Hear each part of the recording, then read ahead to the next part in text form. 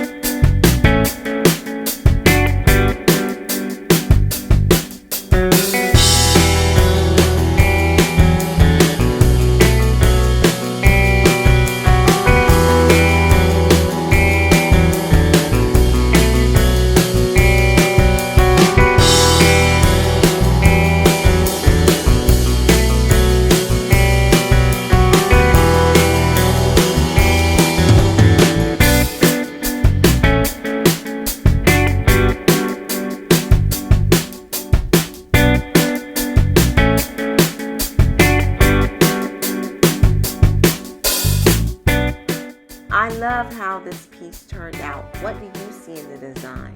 Let me know in the comments. Don't forget to like and subscribe for more fluid art. See you next time.